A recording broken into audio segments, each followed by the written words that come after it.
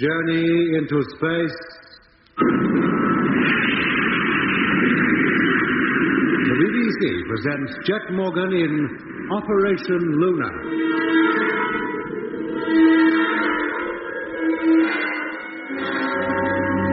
Jet Morgan and his crew have been on the moon for 13 days.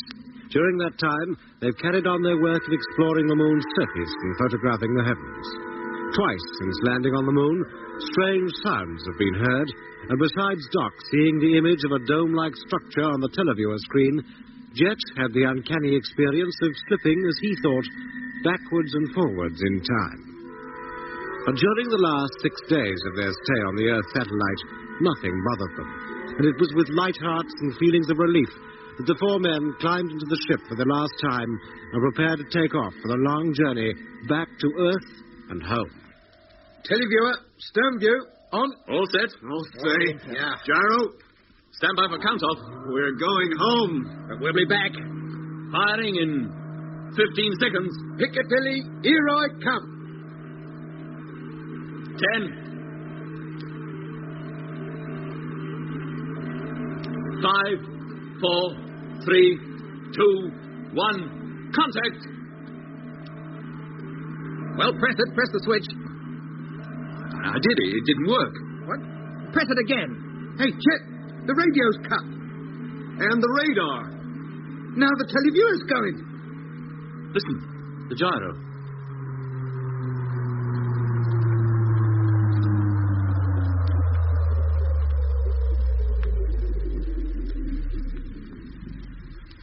It stopped.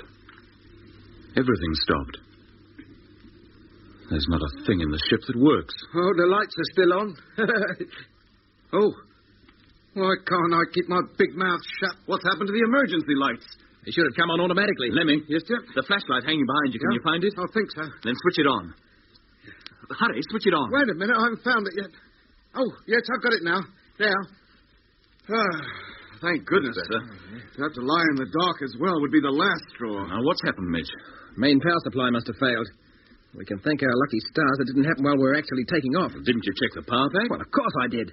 Well, we better get down the hole and check it again. Lemmy, get the tool pack out the locker, will you? Yeah. And, Doc, go around to every control and switch it off. Break every circuit and keep it open till we get back. Right. Come on, Mitch. Open up the hatch and let's go down.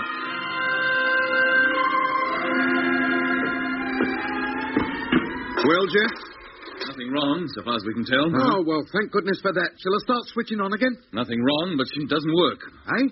She's as dead as a doornail. Is that right, Mitch? Yes, Doc. Beats me. I can't understand it at all. Well, fault must be somewhere else. Up here in the cabin. The main distributor board, maybe. Maybe. We'd better look at that next.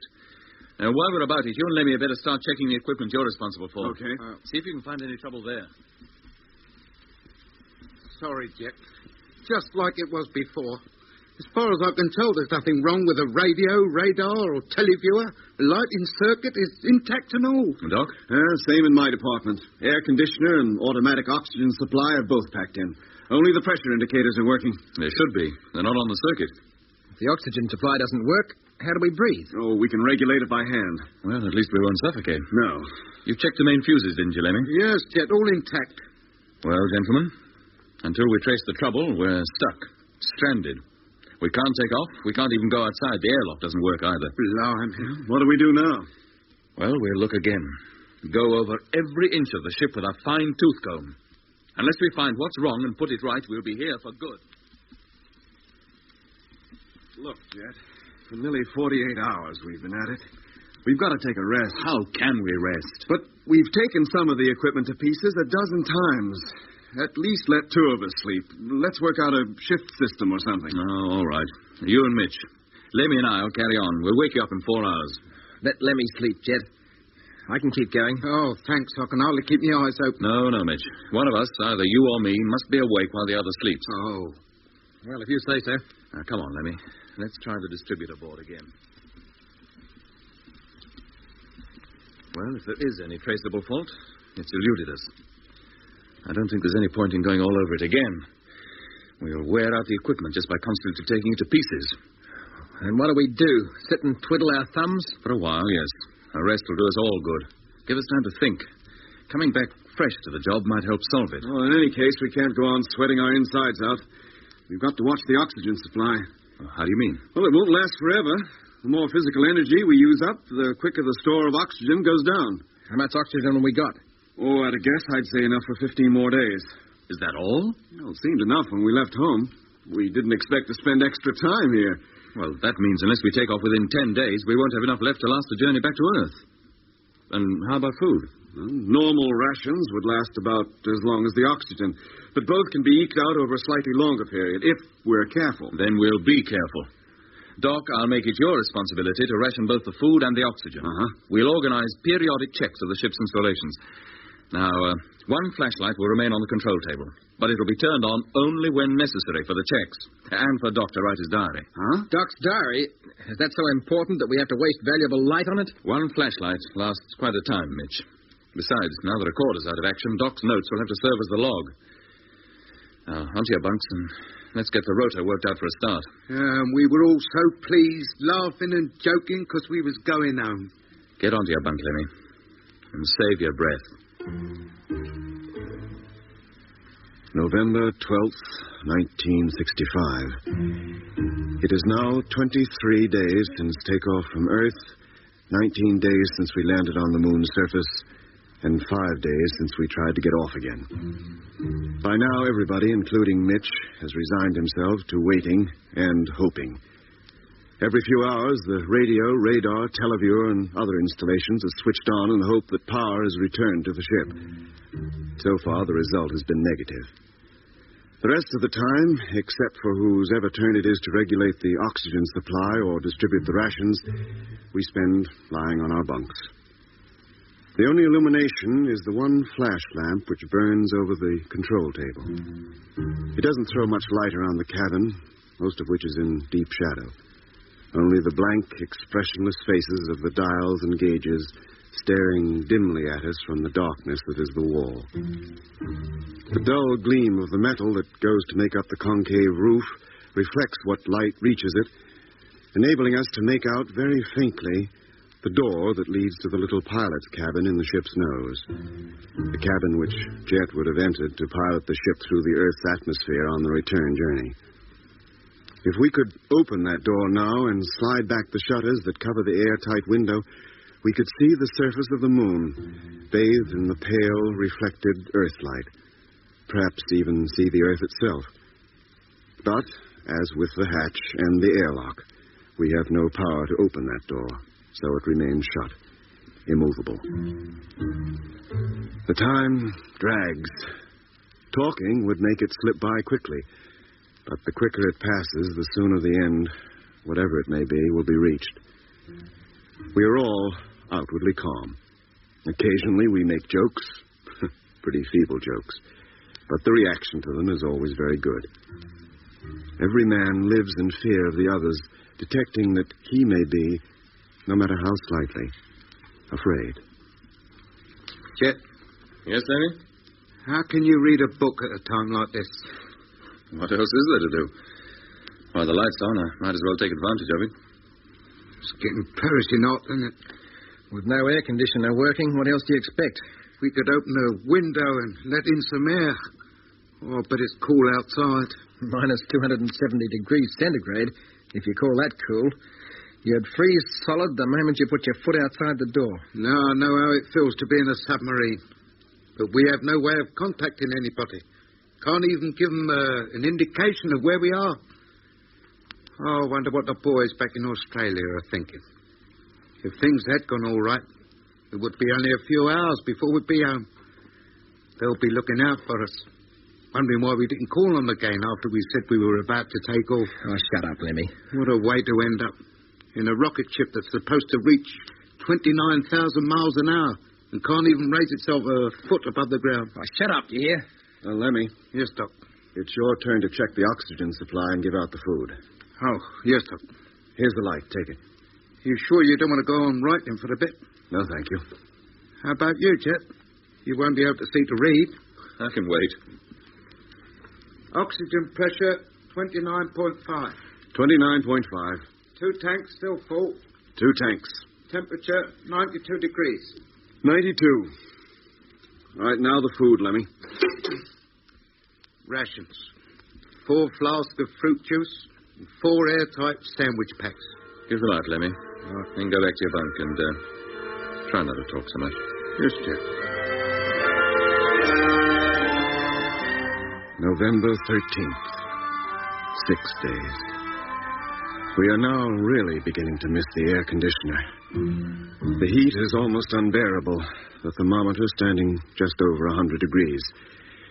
We have now removed most of our clothes and live in our underwear, and we can expect it to get hotter as each hour goes by.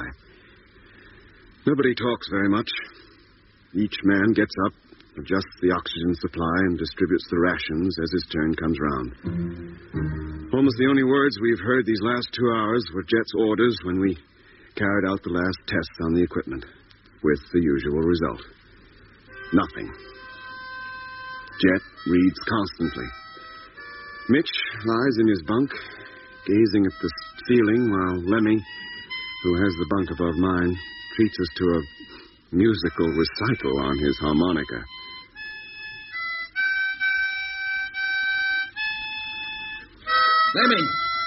Lemmy, cut out that row, will you? Blimey. What's up, Mitch? Can't you hear? Haven't we got enough trouble without having that awful noise going on all the time? Who says it's a noise? Why can't you play something else for a change? I don't know nothing else. Well, shut up. Put the thing away. Now, hold on, Mitch. Yesterday you were only too glad to hear him play it. Well, I'm fed up with it now. Put it away, Lemmy. But I've got to do something to pass the time, Jet. Just lying here hour after hour, sweating and thinking. It's enough to give you the pip. Isn't there something we can do? Test the equipment again or something. It's not above an hour since we finished the check. Lemmy's right. Lying here in silence is bad. We ought to try to do something collective for short periods. At least keep our minds off things for a bit. How about a nice stroll outside? In the earth light. 7 days. Heat gets worse. Temperature is now way above the 100 mark. None of us has hardly a stitch of clothing on, and our bunks are soaked with perspiration. Monotonously, time drags by. Equipment check, oxygen supply, rations, and in between, Jet doing his utmost to keep our spirits up. We must have played every parlor game that was ever invented. We lie in the dark and fire questions at each other on general knowledge. We no longer know or care whether the answers are right. We take turns reciting verses. It gives us something to do and takes our minds off the inevitable climax which slowly but relentlessly approaches. For unless life returns to the ship within the next 6 days, it must be the end of us all. The Tower of London. That's 14 points to you. Right, Lemmy, your turn. Animal. 4 legs? No. 2 legs. No legs. No legs. No legs. And it's mineral. You just said it was animal. It's mineral. Manufactured? And big. Like a huge donut. Is it manufactured? Made of metal. With a dome where the hole should be. Lemmy. And windows. And a blue light flashing on the roof underneath. And it's coming here. Lemmy. It's coming, I'll tell you. It's right on it. What? It's glowing. It must be working. No, hold on, I'm coming. Oh! No, Jet, no. There. Something on it. See? See it? Yes. Jet. Good Lord, what on earth is it? Jet. It's like floating. And the light. The flashing light. Jet.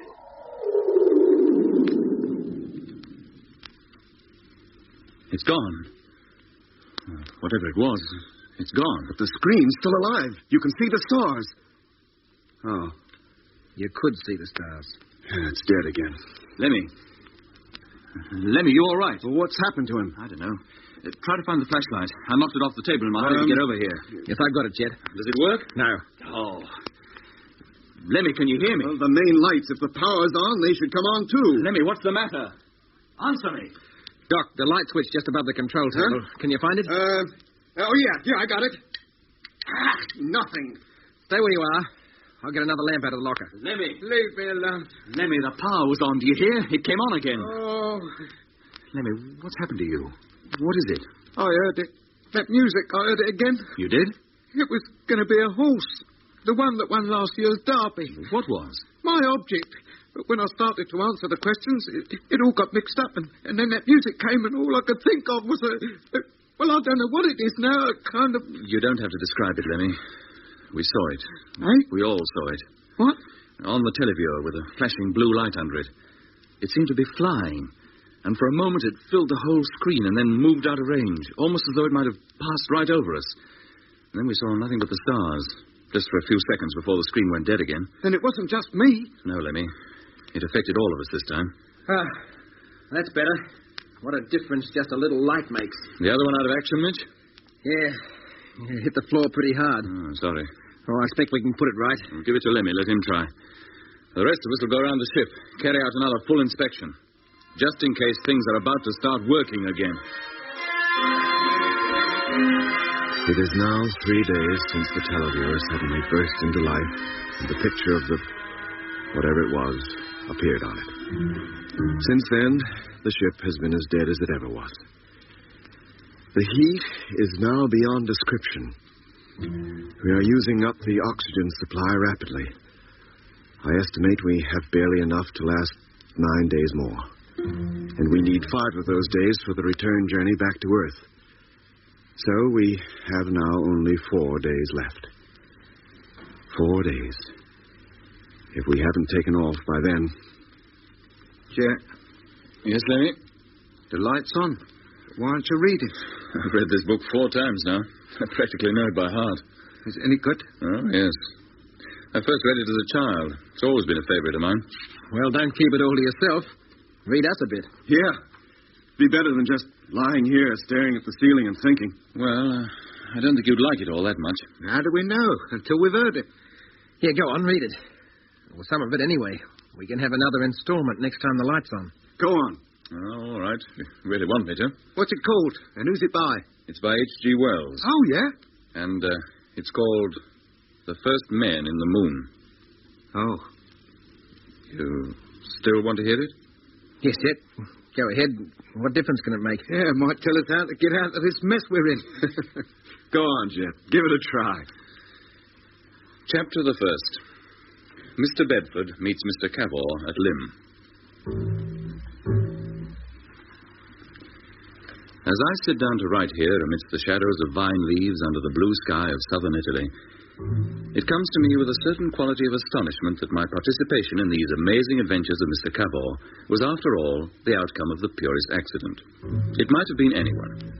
I fell into these things at a time when I thought myself removed from the slightest possibility of disturbing experiences. I had gone to Lymm because I had imagined it the most uneventful place in the world. Here, at any rate, said I shall find peace and a chance to work. And this book is the sequel. So utterly at variance is destiny with all the little plans of men.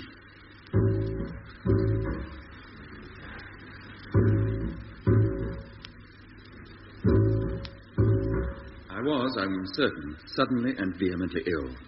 I seem to remember a violent struggle and being gripped by metallic clasps.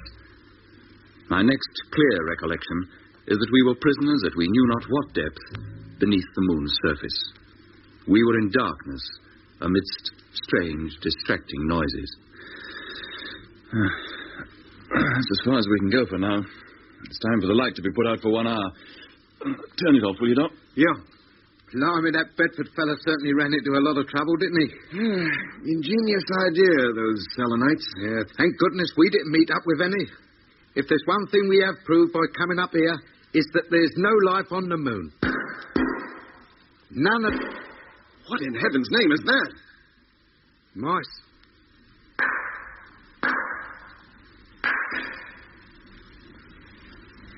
Seems to be coming from down in the hold, or from outside, down near the stern.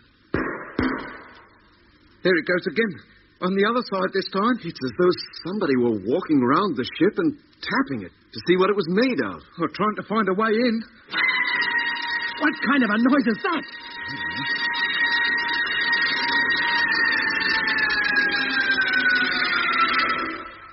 It stopped. Now they're on the tap again. Going all the way round the ship.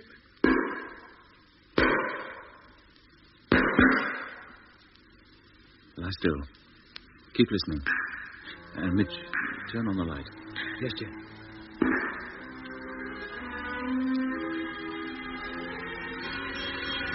Whatever it was, it must have gone away. Will they be back? How should I know? Keep quiet and listen.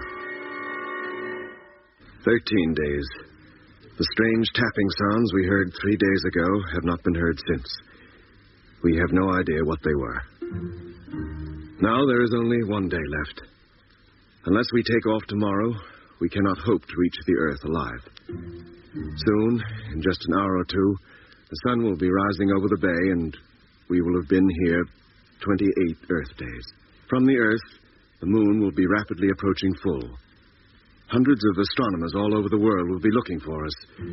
We are too small to be seen, but with luck, while the sun is still low on the lunar horizon, somebody might see our ship's long shadow and recognize it. That will tell them that we are still here.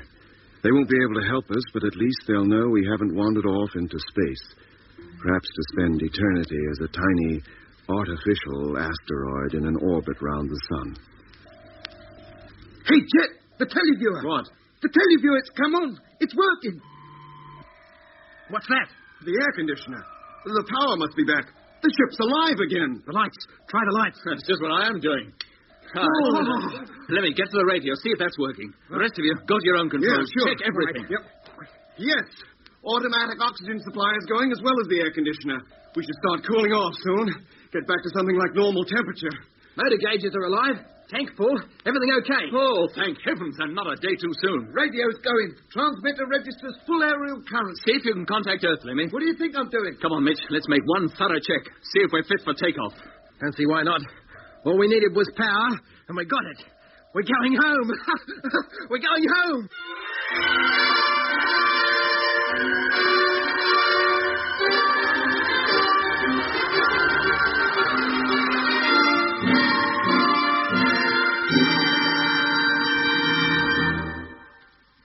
Hello.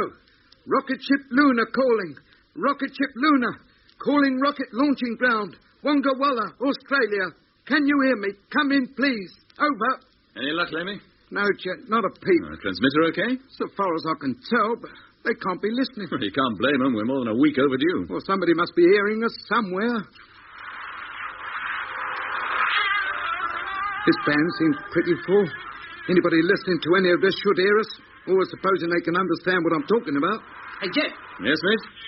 Motor's okay, so far as I can tell.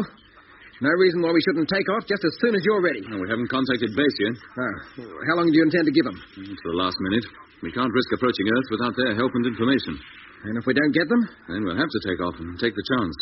Don't leave it too long, Jet. I don't think I could stand it if the power cut out again. Oh, we can stay here another 12 hours. We'll make that the deadline, unless we hear from base first and it's okay to take off sooner. Right. Keep at that radio, Lemmy. The sooner you contact Earth, the sooner we get away. I'll do my best. Nothing I've heard yet is trying to get us, and that's for certain. Hello, Earth. This is Rocket Ship Luna trying to contact Earth. Rocket Ship Luna calling from the moon. Come in, please. We need to hear from you urgently. Now, we'll try again. I know somewhere out in the world there is a gal for me. I'd like to find and make you mine. How happy we would be. Music, nothing but music. Night, sit outdoors and spoon. 'Cause I would buy a rocket ship and take you to the moon. Aye? We would have our honeymoon on the rocket ship. We would fly from star to star on our wedding trip. You can make your way out of the big moon beam. Sprinkle stardust in your hair, you'd be a perfect dream. What do they think they're doing down there, playing that stuff? This is London calling in the overseas service of the BBC. Hey, Jet, London! Here is the news. It was announced from Canberra today that little hope can now be entertained for the crew of the experimental spaceship that landed on the moon a month ago. Oh, thanks very much. The rocket ship Luna took off from the Bay of Rainbows on the 27th of October. In the last radio message received from the ship, they said they would be calling again within 6 minutes, but nothing was heard. A statement from the launching ground at Wonga Walla says that the ship must have either crashed back onto the moon or missed the Earth in time. In that case, it must be somewhere out in space and lost forever. Aboard the ship were pilot Andrew Morgan, popularly known as Jet. Turn it off. Turn it off? Yes, turn it off. The ship. Fools. You're not kidding. We didn't say we had taken off. We said we were about to take off. Get back to the transmitter, Lemmy. Keep calling. Try to raise somebody. Okay. Hey, Jet, Mitch, Lemmy. What is it, Doc? Come over here, quick. What? What's the trouble? The screen. Look at the screen. The crater. Blimey. Good heavens. Is that the thing Lemmy saw? During the guessing game? Is it, Lemmy? Is it? You should know. You said you saw it yourself. You all did. Yes, but not like this, with the rising sun lighting up every detail. We only caught a glimpse of it. Ah, that's when it must have arrived. And it's been sitting out there ever since. You mean it landed there? Well, what else are we to think? Then who is it? What is it? Must be H.G. Wells's lot. There's only one way to find out. We'll go out there. Aye, but we can't. It's time for us to leave. We can't spare the oxygen. We've got a couple of hours yet. But we don't know what that thing is or what it can do to us. The very reason I want to go. This is the biggest thing we've seen since we landed here. We can't pull out on it now. Yeah, but Jet... You willing to come with me, Mitch? Yes, Jet. I'm all for it. Then get the suits, Lemmy. We're going out.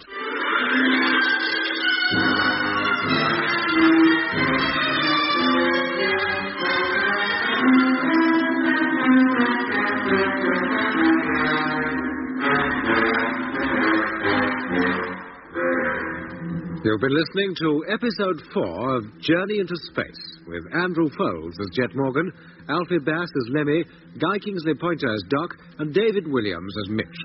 Other parts were played by David Jacobs. The orchestra was conducted by Van Phillips, who also composed the music. Journey into Space was written and produced for the BBC by Charles Chilton.